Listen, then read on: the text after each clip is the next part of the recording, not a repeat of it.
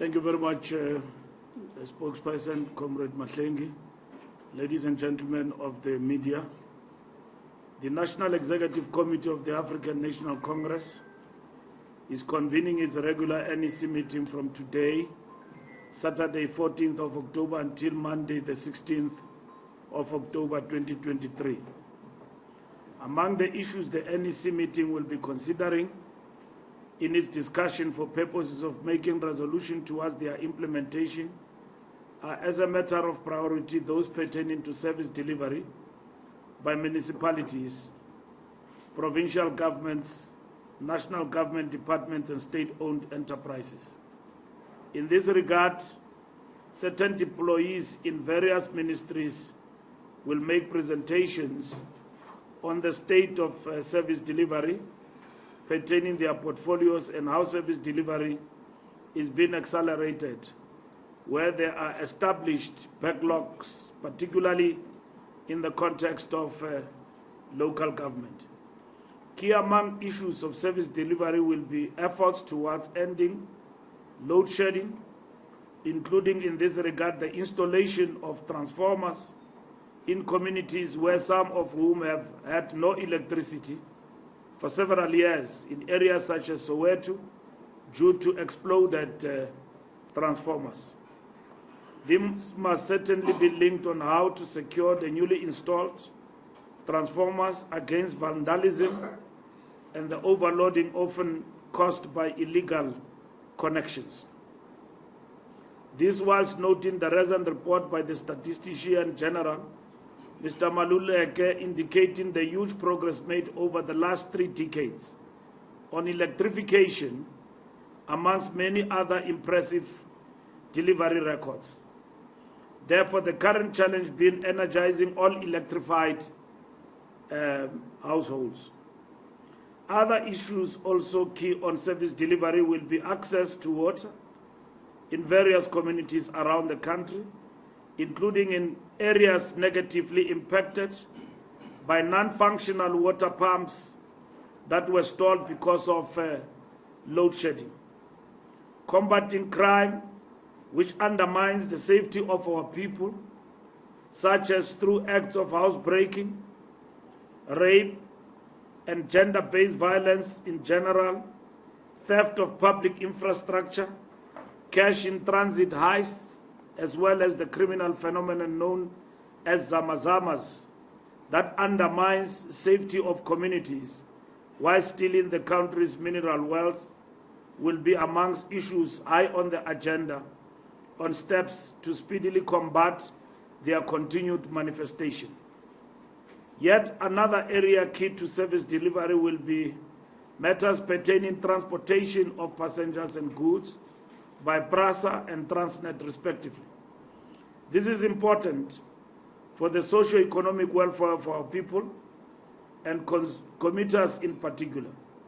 The speedy refurbishment of the Transnet rail system will help remove trucks from the roads, which damages road infrastructure and adds to traffic jam and accidents.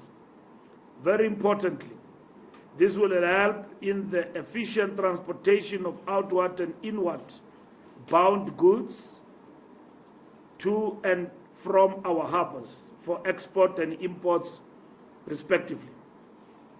The National Executive Meeting will also consider reports on the state of readiness of our organizational structures to implement programs geared towards the 2024 national and provincial elections. The NEC meeting is convened as the various national sporting codes are either participating in key tournaments or are preparing for such upcoming international tournaments. The NEC takes this opportunity to wish Amapogopogo well as they continue to make the country proud, having reached the quarterfinals of the Rugby World Cup.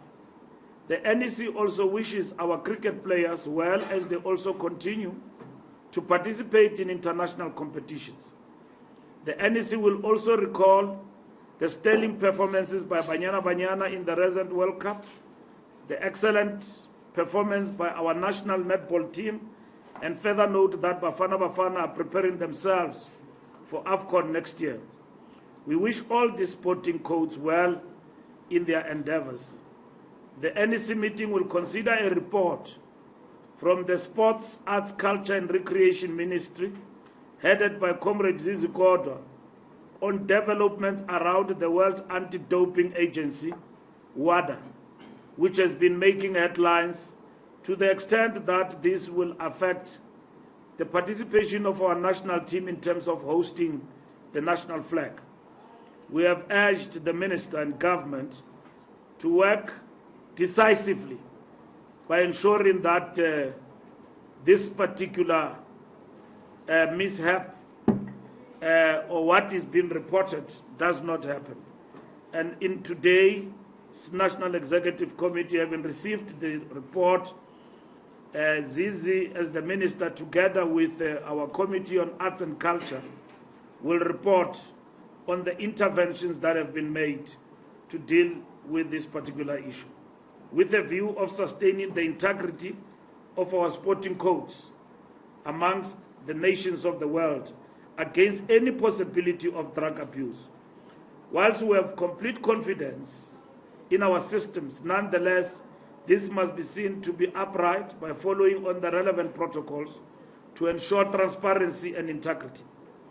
The NEC meeting will also receive a report on the successful appointment of the ANC Ekurhuleni Regional Task Team as per previous resolution in this regard, following the court ruling directing that national office to appoint the RTT as the previous Regional Executive Committee was disbanded by the same court judgment. The names of the 25 comrades appointed into the Ekurhuleni task team have been inaugurated, and yesterday we had a successful meeting of all our branches in Ekurhuleni.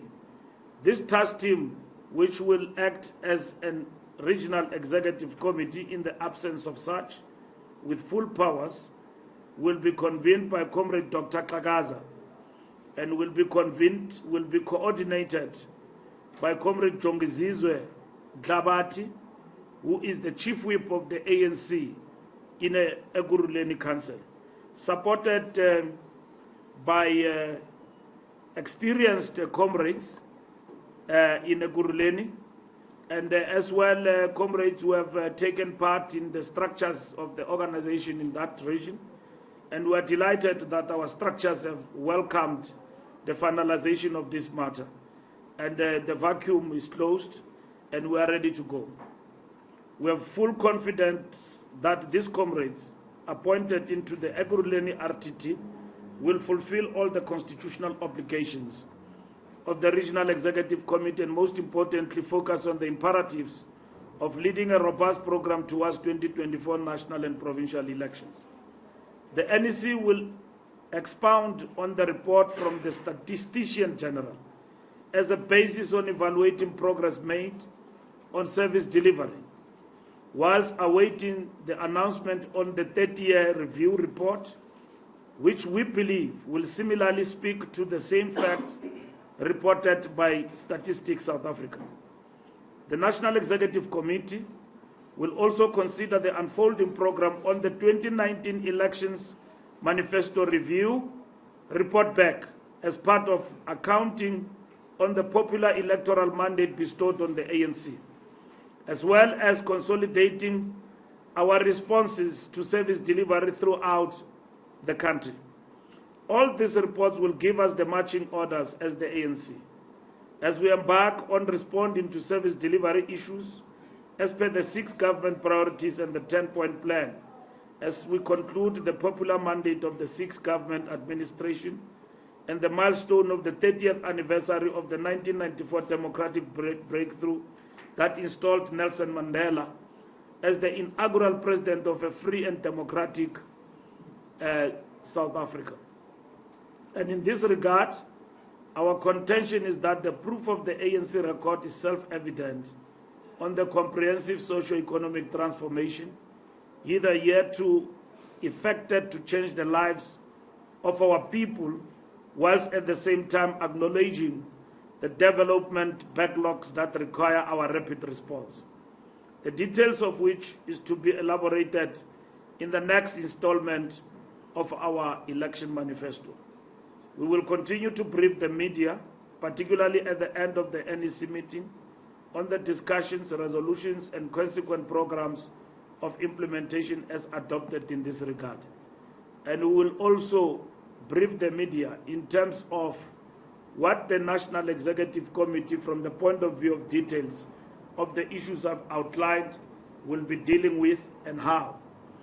We are at the stage where, as the National Executive Committee, we are monitoring the implementation, and last but not least, we will deal with the fiscal situation that has been reported in our country, and we'll receive a report also from ETC as well as the Minister of Finance, not discussing the detail, but briefing the NEC on the fiscal situation of South Africa, so that there is certainty about the way forward. We will also discuss the cost of living and how to mitigate, and what government is doing to mitigate with all partners in relation to the cost of living in the country. So it's a jam-packed meeting of the NEC. Of course, in progress now is a political overview of the president, looking at the balance of forces, but at the same time looking at the global situation. As you would have seen, our moment of solidarity as we start this National Executive Committee with Palestine, but also calling for peace in the Middle East, and calling on the world to work through the United Nations not to abandon the efforts of realization of the two-state solution between the people of Israel and Palestine. So, thank you very much, and one wish to pause there in terms of outlining the purpose of the meeting of the National Executive Committee. Over to you, spokesperson. Thank you very much, SG. With that, I'm going to quickly move to identify colleagues who wish to fire some questions. I've got a hand. Is that a hand? It's going this way. It's going horizontally. So I'll start with the one that's vertical. SABC? Okay, it's Natasha Purita from SABC News. Secretary General, you touched on it briefly, that the NEC will be discussing efforts to end load shedding. What strides have you made? Because remember, during the manifesto review launch on the Saturday, when the President was actually addressing academia and editors, he had said that come 2024, he is certain that load shedding would be a thing of the past. Furthermore, you heard the comments there of former ANC President Thabo Mbeki lamenting the ANC for the failure to review itself. Will you be discussing this issue? And also the deadline for the ANC, this process is looming. I think tomorrow's the 15th, right? Tomorrow's the deadline. How far are you seeing that the ANC has actually extended the process? Yeah, thank you. Thank you very much. You see, yes, Vincent. Thank you. Some have been covered by my colleague, but maybe just on service delivery, the water situation that we see, there are also allegations around corruption that's done deliberately in order to get tenders. Is this something that you're hearing of as the ANC, where these service providers are deliberately damaging infrastructure in order to, continue getting these water tankers? Just to add on to Natasha around President Mbeki, are you engaging him because he continuously makes these utterances around the removal of the ANC? He said it in Minisa, he said it again just 2 days ago. We've heard from you, but are you talking to former president, try and find out maybe where the issues are? Thank you very much. I'm going to take one last hand, if there is any, this side, before I come to this side. Do we have anyone this side? No, we don't. All right. Lizaka, is it your hand up or it's your colleague? Okay, I'm there with the SAPC. Maybe just quite just a challenge to what colleagues have asked about the former president Mbeki's utterances. Secretary General, what would you say to those who are saying, in fact, since the adoption of the resolution on renewal. This renewal has been seen by many as an attempt to deal with those who are seen not to be, or who are seen in fact to be against the current administration of President Ramaphosa, as opposed to really dealing with what is perceived as graft or perceived as malfeasance from all sections of the ANC, or all factions, if there is any faction, as we would rebut that there is a faction in the ANC. Is this a renewal really something that is meant to deal with everyone, not looking at whether you supported someone or you're closer to the president of the corridors of power? Are you done? All right, thank you very much. Over to you, SG. Thank you very much for the questions. First, with Natasha, strides we've made on load shedding. We're going to have Sputla coming here to brief you, and also Mamuluko. We have adopted the 10-year plan for government to implement. There's been a great deal of progress that has been made in relation to that, from the point of view of pushing back load shedding and ensuring that we get to a point where this country, there is zero load shedding in terms of electricity supply. And there's great progress that has been made. You're getting progress weekly from government side in terms of the Minister of Electricity. And you will get further details in terms of the 10-point plan, what has been done. As the ANC, we are still very clear that we don't have to deal with load shedding simply because there is an election. We must deal with the load shedding to stabilize our economy. And we must deal with load shedding to ensure that we do away with load shedding once and for all in this country. South Africa cannot be counted among other states which has failed on an issue like this one, where we are now compared to a failed state. There's been a cacophony of voices that equate our country because of load shedding to some failed states model, either in the continent or elsewhere in the world. We want load shedding to be done and dusted and done away with. The report we get weekly from the working committee, now coming to the NEC, is quite encouraging. We subscribe to a mixed intervention in terms of electricity supply in the country, and all other models must be explored, and we must not close ourselves out like we did in the recent past, and then we end up in a crisis, whereas we've got the capabilities that we can implement in doing away, in ensuring that we don't realize load shedding like we have done. So you'll be briefed in detail about that, but I wish to outline the perspective that if it happens before end of the year that there is no load shedding, we'll be happy. But at the end of the day, load shedding must be done away with. Not only that, there are capital projects within ESCOM. We have rolled out, it has now been empirically proven in terms of evidence from Statistics South Africa that the account of the past 30 years of freedom will say to you that South Africans have been connected to the grid. The fact that we realize load shedding, it does not mean that electricity supply and connection of the households have not happened in the past 30 years. It has happened. It is said that we're at 36 when we came into power. We are almost at 100% in terms of electricity connection.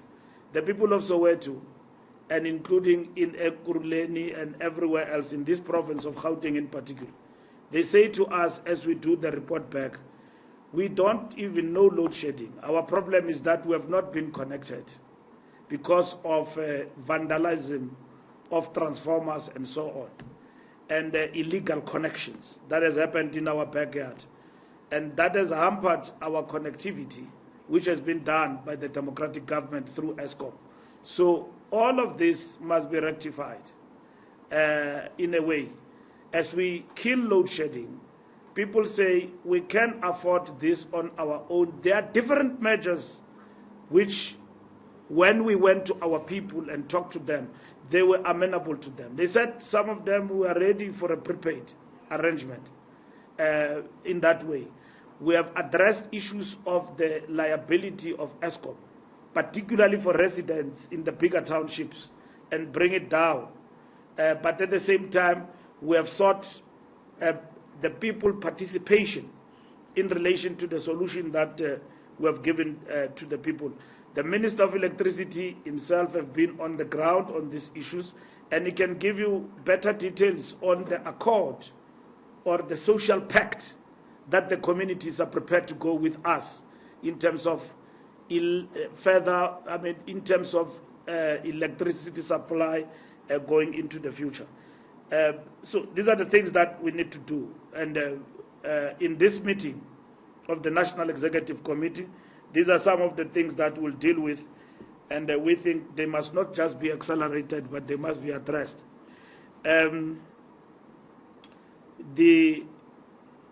The comments of President Thabo Mbeki, we note those comments in reality that the President Mbeki has actually raised about a whole range of issues. It is not up to us when older people make comments and criticize us, we respond to them. We have taken that view as the National Executive Committee. President Mbeki is a veteran of the ANC, he's a stalwart, he's decorated. When you see him, you see ANC itself. So the issues that he raises about the renewal, we are attending to them. We are almost 1 year from conference. I've met with him several times, and we have agreed on this. So we have adopted a committee of renewal. We are no longer at the conceptual level about the renewal. What is renewal? Renewal is about not only dealing mainly with ethical conduct of members, it deals also with the modernization of the ANC as a party, among others. There's a whole range of issues that we deal with. So the renewal committee is headed by the president, and I'm the coordinator. We are supported by former leaders in terms of the renewal project. So it's going to be implemented in terms of it being overseen by the committee that the National Executive Committee will finalize here today. We wanted to move with speed by now, that committee should have been intact.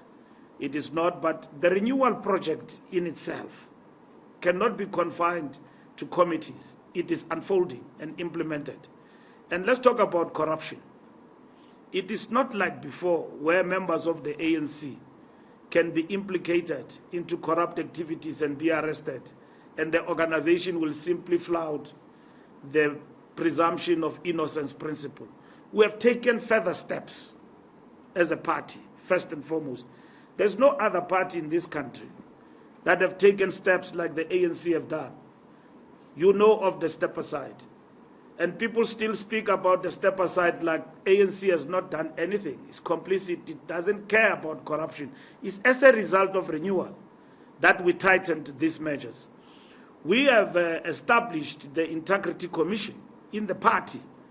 And there's been issues about the Integrity Commission, about its functioning, its intervention and recommendations. As the new National Executive Committee, we have taken strides and we're rectifying those issues. Terms of reference, and then ensuring that we don't have the issues that the Integrity Commission had in the past. And that's why after this meeting, we have taken a decision last night. We are going to have a special NEC meeting to finalize the terms of reference, all the recommendations of the Integrity Commission. There are 91 cases that are reported that have gone through the Integrity Commission, and the Integrity Commission want to know what decisions have been taken. We will, in the special meeting, table what decisions have been taken. If there was no action, the NEC will have to pronounce what needs to be done on those decisions.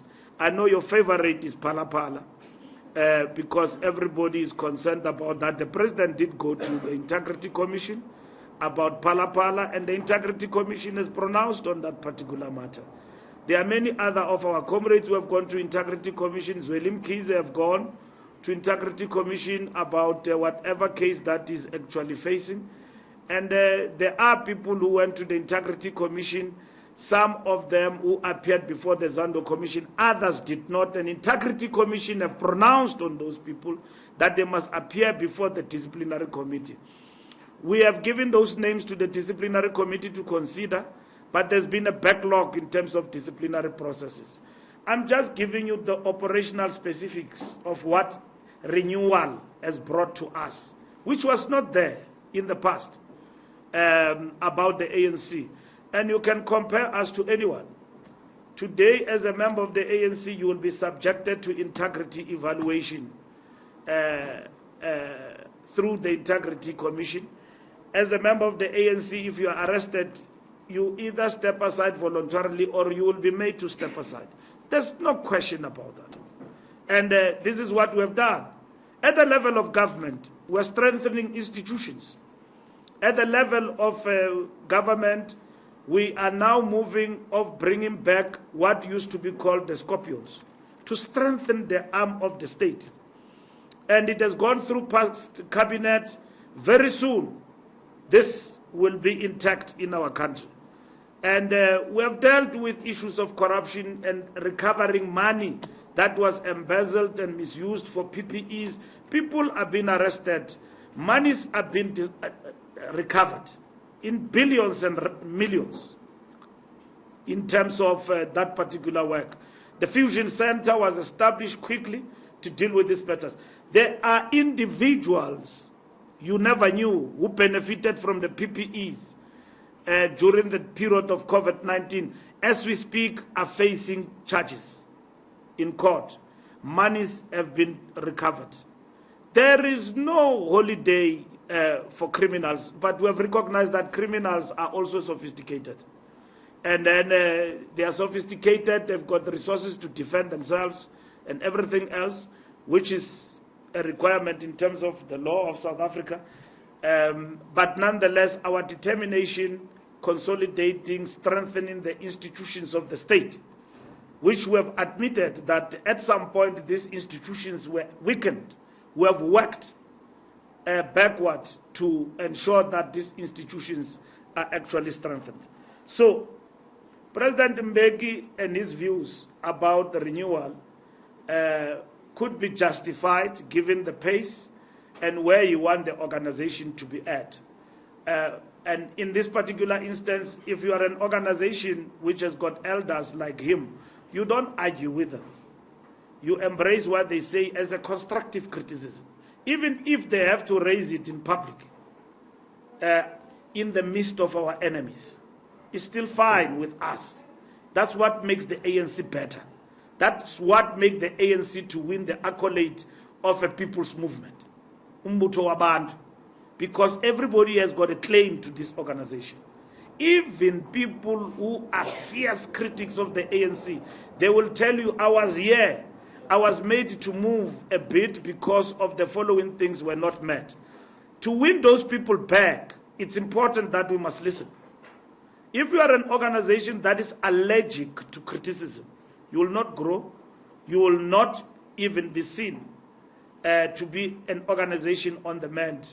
And what we promised in our manifesto in 2019, we said we've got the good and the bad, and then we have veered away at some point. And then our people have accepted that.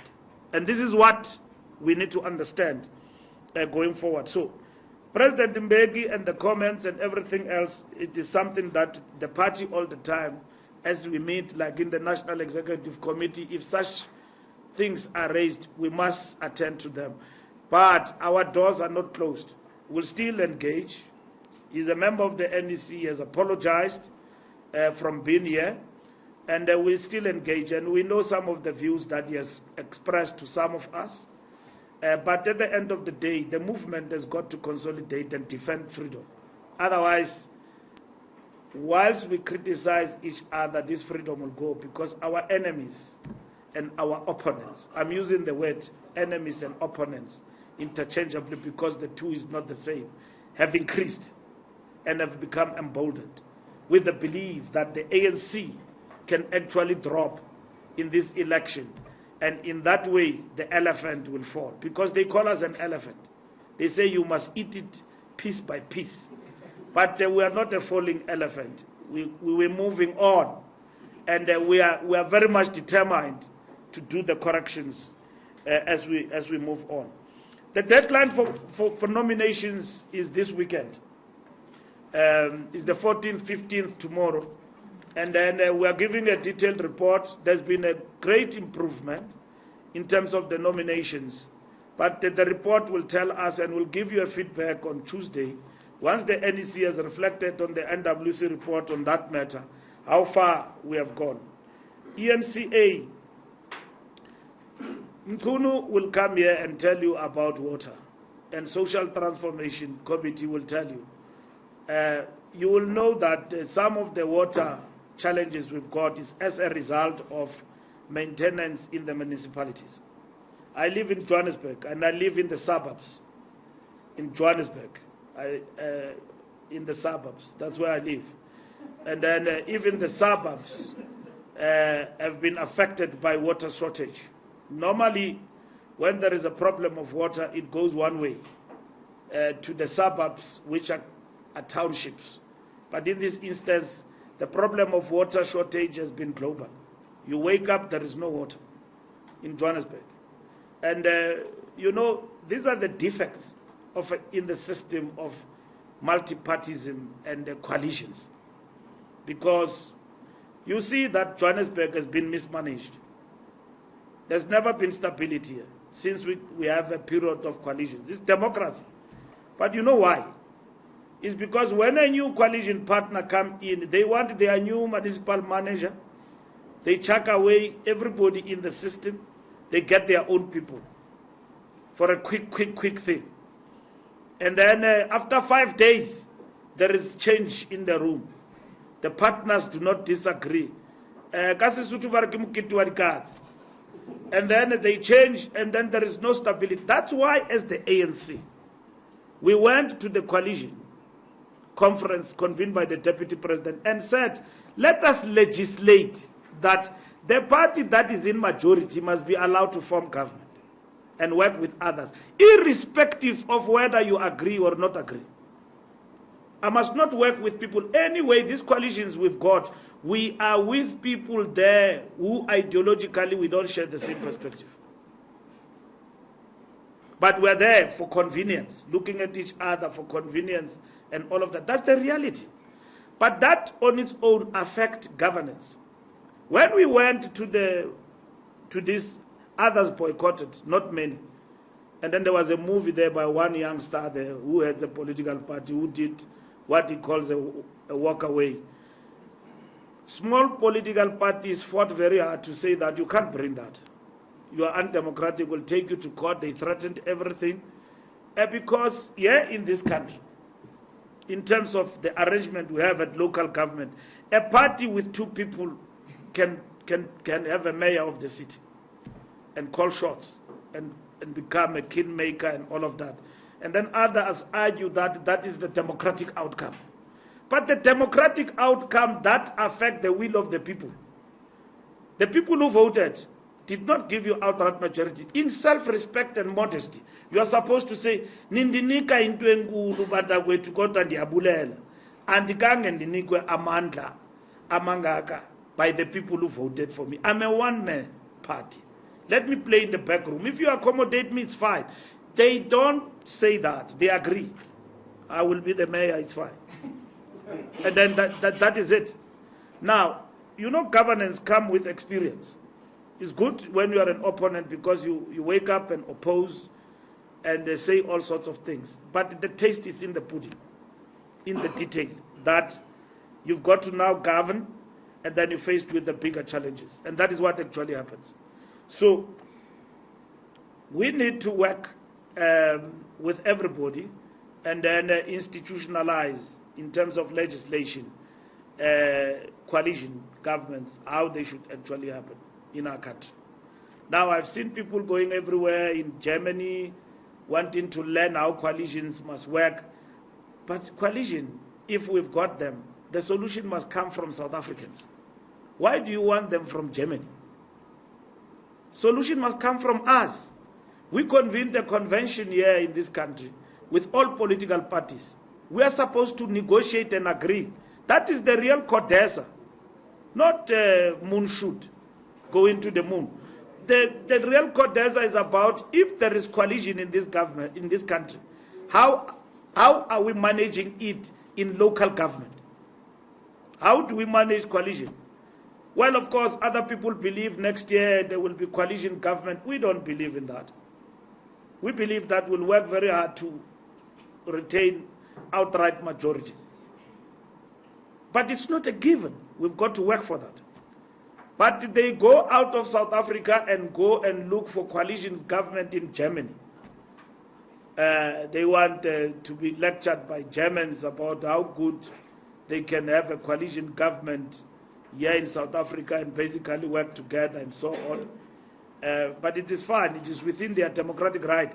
They will go to Germany, they will come back, they will still find Joburg, Ekurhuleni, Pretoria, and everywhere else under coalitions. We as the ANC, we have respected Pretoria. It is under DA, now going to a decade there, DA coalition. So we have lost the election there to the DA. DA has constituted a multi-party-led coalition in Pretoria. Here in Joburg, all parties, we get almost a raw deal everywhere as the ANC.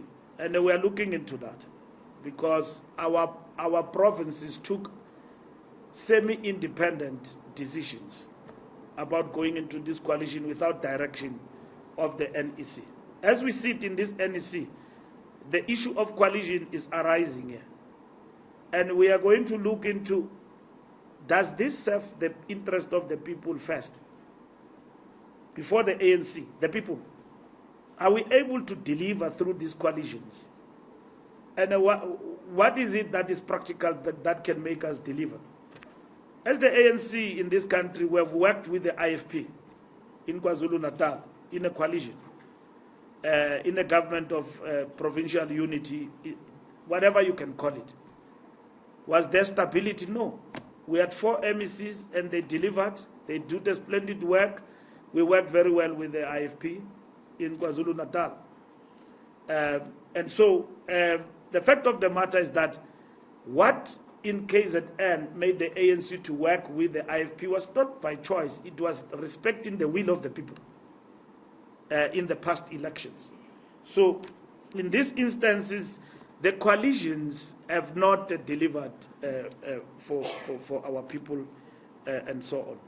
So Senzo Mkhunu will have to explain the issue of water and then how local government in certain areas has actually worked in building the infrastructure and the challenges that they've got.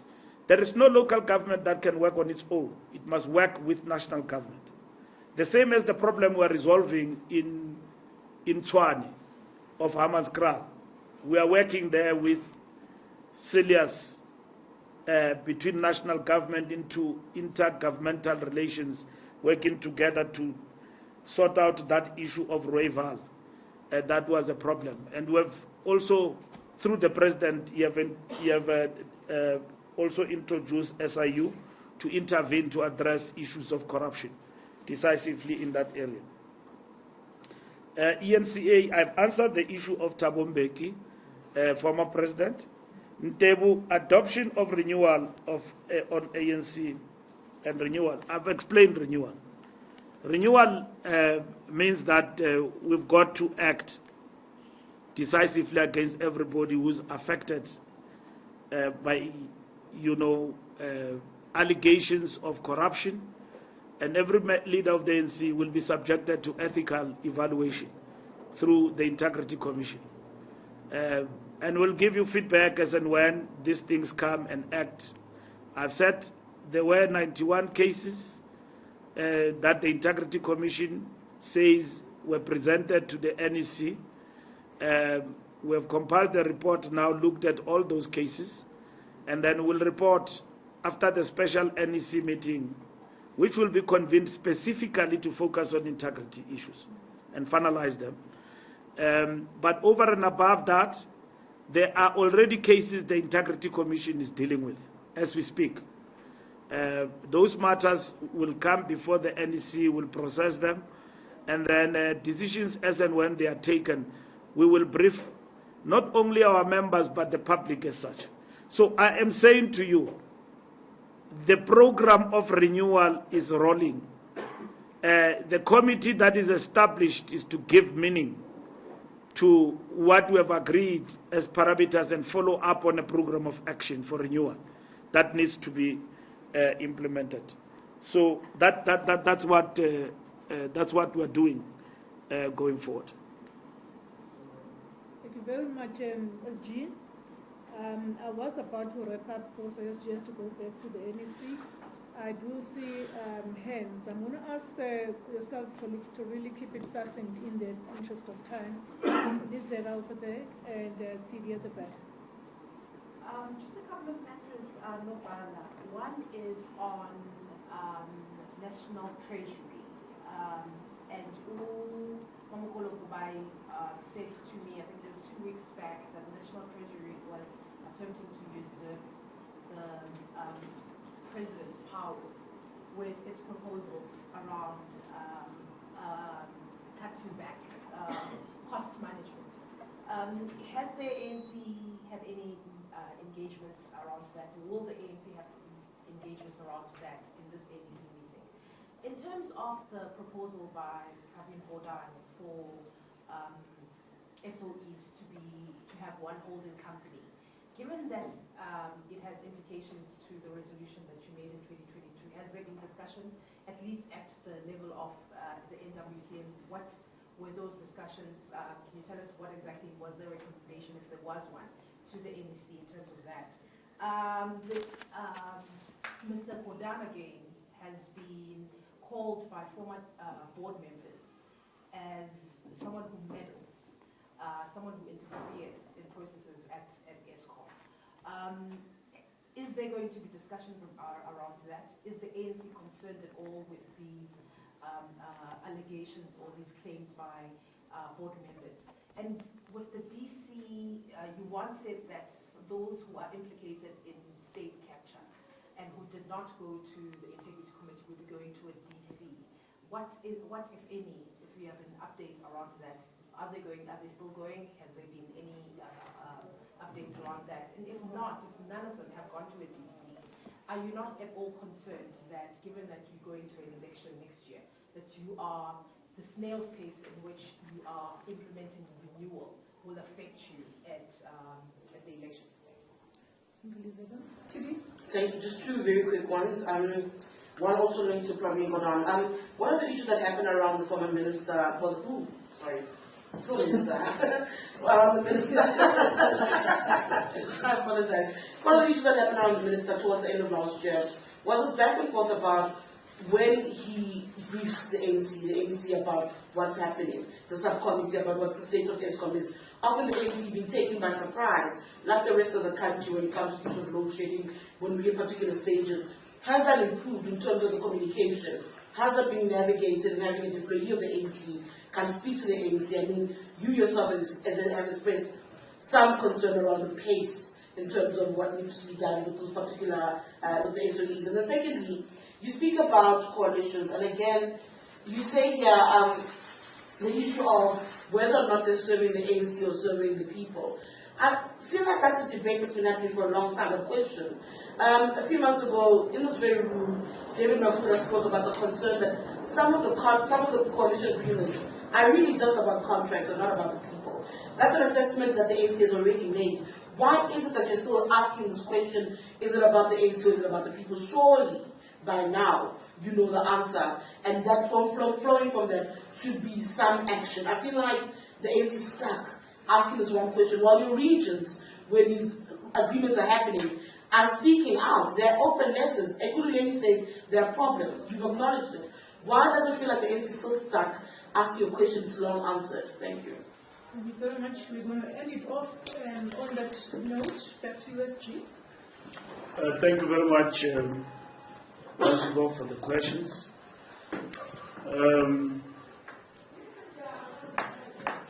The National Treasury usurping the powers of the President, we're past that stage right now.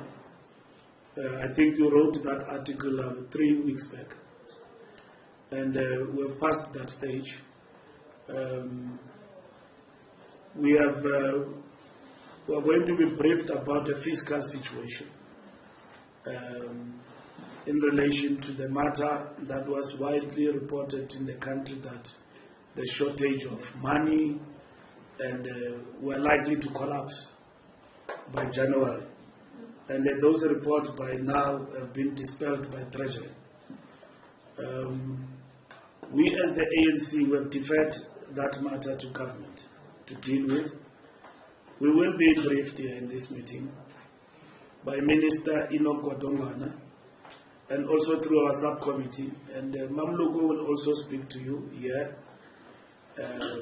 in terms of cost of living as well as fiscal situation, about how we are handling those particular issues.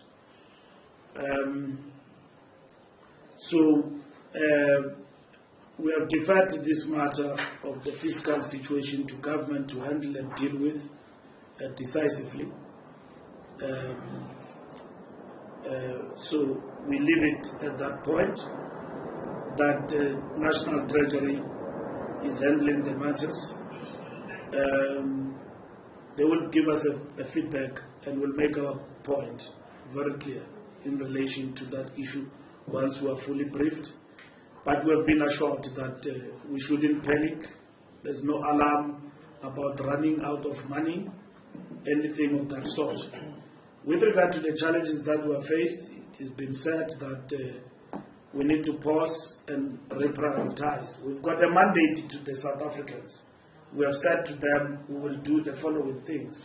So if we say there is no money to do certain things, we need to be transparent to say this is how government reprioritize. And we are moving towards a medium-term budget statement. That in itself will tell us a story of where are we in terms of the fiscal situation in the country. So we will be briefed in this meeting, and then we will also give our perspective in relation to how we think should be the way forward on this particular issue, ourselves and the broader tripartite alliance. Pravin's proposals, the Minister Pravin will also present on Monday on the state of SOEs and so on. We've got no mandate we gave to people to sell SOEs. We want them to be viable. There are many interventions in the context of making SOEs viable that we need to address as government. That government has been addressing, including restructuring the SOEs to make them viable and responsive in terms of their task of generating enough financial capital to fund our program of social transformation, or rather a reconstruction and development program. So that program has been going on for over 20 years, and where some have actually collapsed, we need to understand the new model. You will understand that from our conference resolution, we said there need to be alignment, because we have now learned that there's been misalignment where you find a state-owned enterprise is accounting to a different ministry in government when it is supposed to be accounting to a line ministry like transport. You find that it's accounting elsewhere. Of course, when there's been this alignment, it means that the department called public enterprise, in the long term, the implication is that it will disappear, and that state-owned enterprises will ally, and so on. Load shedding and Minister of Electricity, it's an intervention. We're dealing with an emergency. So that's why Stutla briefs you weekly. We're dealing with an emergency to do away with load shedding and intervene decisively. But our resolution is that ESCOM must go to energy. There's got to be that alignment. Transnet must go to the Department of Transport. There's got to be that sort of alignment. We don't have any in our agenda that there must be privatization of state assets, and we will not agree to that. We don't have that mandate. Revamp, make them viable, effective, to deliver on their mandate. We need to be told about the possible operational models that are there to make them effective. Obviously, with the state of Transnet in the country and the pace of delivery in terms of the conference resolution and our mandate that, among others, we've got to move from from road to rail. You know, we're very behind in terms of that, and that has affected the program of ensuring that a number of companies, in terms of production, line, and delivery, and so on, have been affected in terms of speedy delivery in that context. So it is going to be important that these issues must then be addressed. Middle sum of Praveen Gordon. Look, when I'm a minister, I'm meddling in the affairs of the public enterprise. What governs these boards is the law. And what is that law? Law of cooperative governance that govern the boards, the role of the board in relation to the minister as the shareholder, and then the board in relation to the management of the SOE.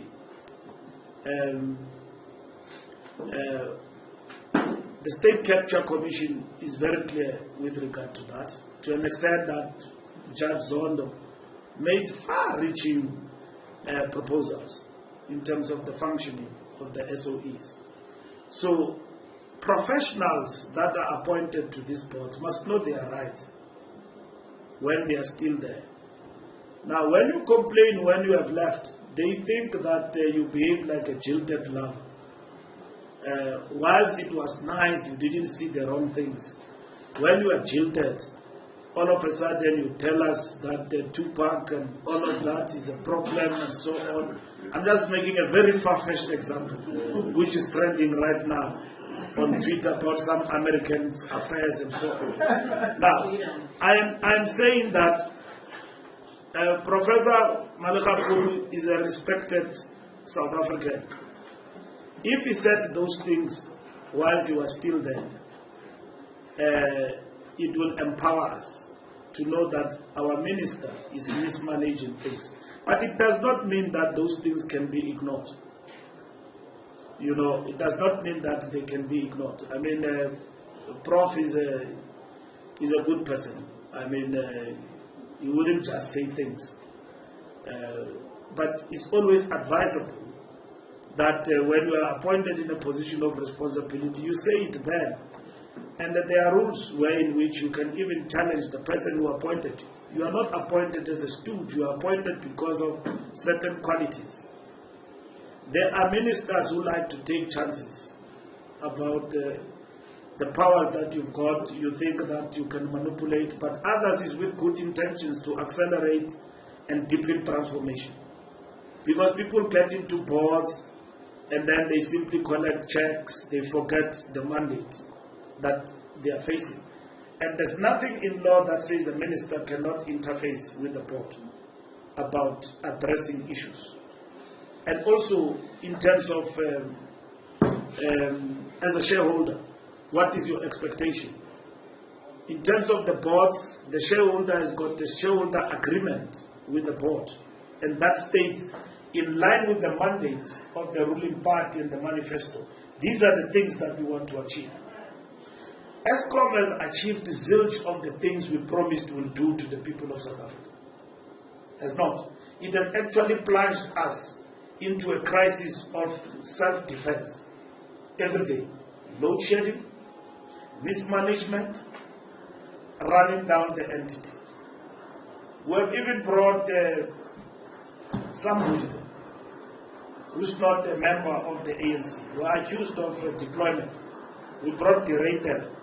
I don't think a member of the ANC can attack the ANC the way the Reiter did about our ideological disposition, that we still believe in the Soviet Union and then their ghost there in Lutuli House, about we call ourselves comrades and all of that.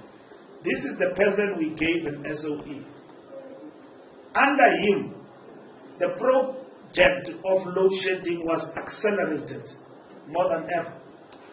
That's why it has actually made Brian and Gogo Matela to look good and smell good. And South Africans say, but these things did not happen under them. And then South Africans began to question, what is it that they did that we were unable to do? This is the things we got from ESCOM, and who can blame for that is the ANC. So sometimes there is a dynamic interface between the boards and the ministers. And in shaping up the SOEs, we need to deal with these particular matters, because I don't know what Minister Pravin will say and respond. How will he respond to Professor? Because it's not one-sided. If he's accused, we just came from state capture, what did he do that made the professor to just explode? Just like that. The biggest complaint was also ostracizing of black capable people. Remember at ESCOM, it's not even before we appointed somebody who left before Christmas. A very good black CEO we appointed. I forgot his name. Before we appointed the Reiter, the somebody who was appointed there, and then he left, just disappeared. And then came the Reiter, and then that's it. To date, we have not as yet appointed. So these are issues that must be attended to. We'll get the report in terms of the meeting and how we are dealing with SOEs and so on, because we've got to provide the answers in terms of these issues.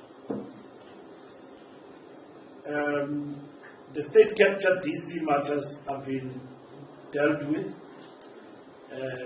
They've been deferred to the, once the DC, I mean, you've got a lot of people who appeared before state capture and who have not gone to the Integrity Commission.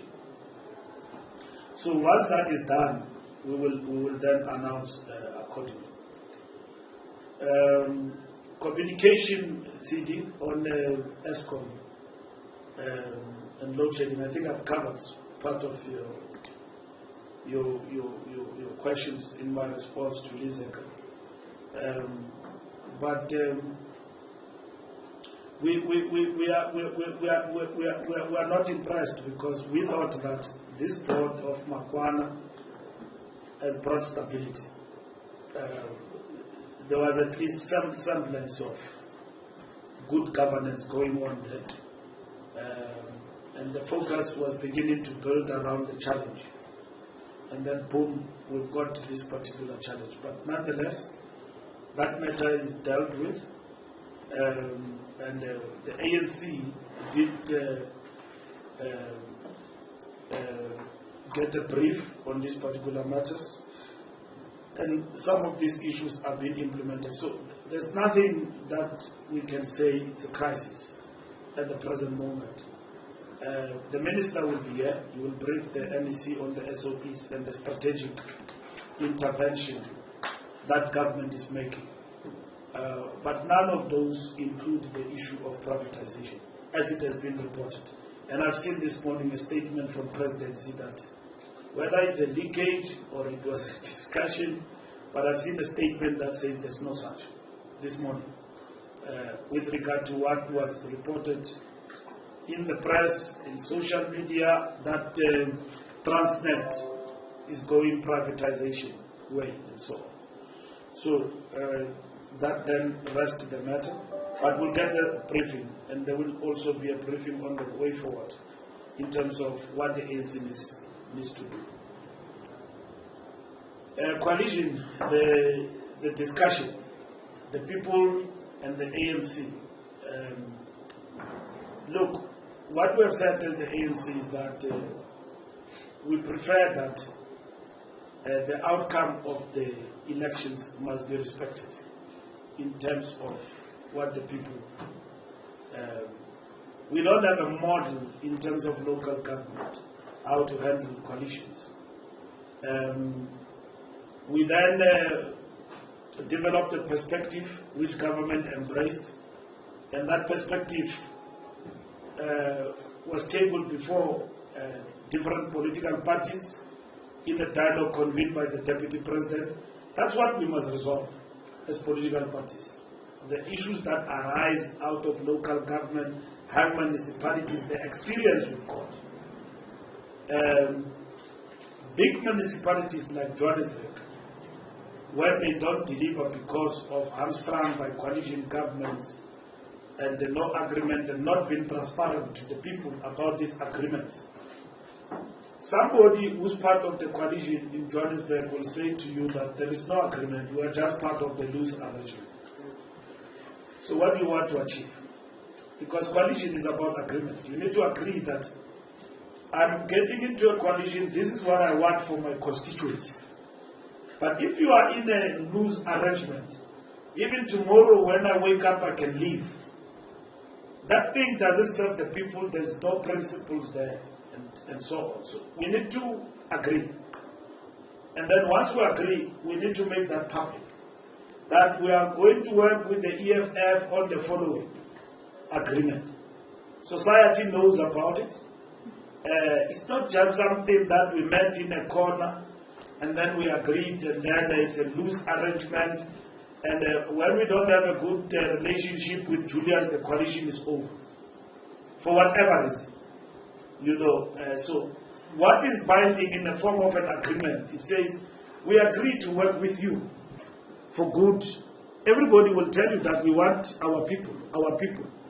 But what is it in an agreement that binds us together? It's not defined. When you get into a coalition, we have won Johannesburg, not outrightly. We're a party number one, but we are not leading government in Johannesburg.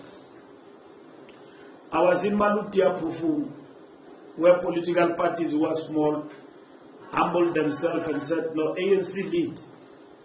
We are ready to be part of MNCs.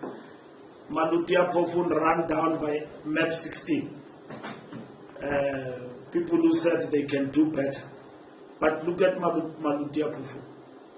So, these political parties come together and say that we accept the leadership of the ANC because you are a majority, but you don't have outright majority.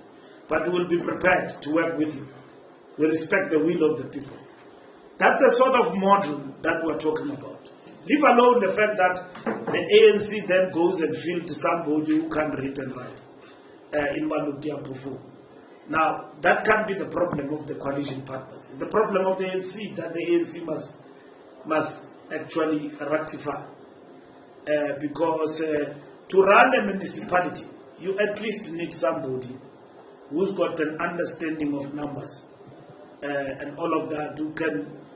It shouldn't be a joke. You know, my sister at home, my sister is a member of the ANC, very active. I can imagine one day she become a councillor, and then being a councillor, the ANC nominated to become a Speaker of Parliament, and then or a mayor. My sister, and then how are you going to run the municipality? You can't, because you don't have the capabilities to basically run the municipality. So a responsible organization will look into those things and make a determination about who then must lead in those municipalities, rather than it becoming a joke of social media. Look at the ANC mayor and all of that. We know our capabilities, each one according to their capabilities, and give the best, at least close, who understand, who can lead. And then it become a joke, and then it ends there, becoming a joke. It cannot be like that. So that we are able to move the municipalities forward. That's what is important in this particular instance. So the ANC want, one, transparency in terms of agreements. The ANC want to institutionalize through legislation coalitions. Unfortunately, Sidi, we can't take that decision on our own. We've got to agree in Parliament. So the parties that agree must vote in Parliament for this to happen. So we can't wait. If we agree with everybody that this is the way to go, we must go. But the people want moonshot for next year. There's nothing wrong, but they've left us here with the hung municipalities, and we've brought solutions on the table. We have also, in terms of hung municipalities, spoken about the concept of grand coalitions. And then you asked, what is grand coalition? Grand coalition means you have not won a municipality, but you can work with people on the basis of the numbers that you are a majority. And then others can come to the party and you run at the municipality. There will not be any destabilization. And then you need to agree, like we say in our perspective, that we must allow civil service management of municipalities to be not to be affected by the outcome of the democratic elections. That when you have won an election in Johannesburg, it doesn't always lead to the change of management. Like, we will leave government if we lose. It doesn't mean that you will dismiss the DG and all the people who are employed as civil servants there. It doesn't work like that. In municipalities, it is very easy to change people. Because in municipalities like Johannesburg, when you move this coalition and the next one is coming, it means the new management will come with the new coalition partners. That's what happens. So all of those things affect service delivery. They affect service delivery. So in our perspective, we are saying all of those must be kept. We must stop that sort of, disintegration of our municipalities by way of introducing legislation that will make us not to have the crisis that we see all over the place. Thank you very much.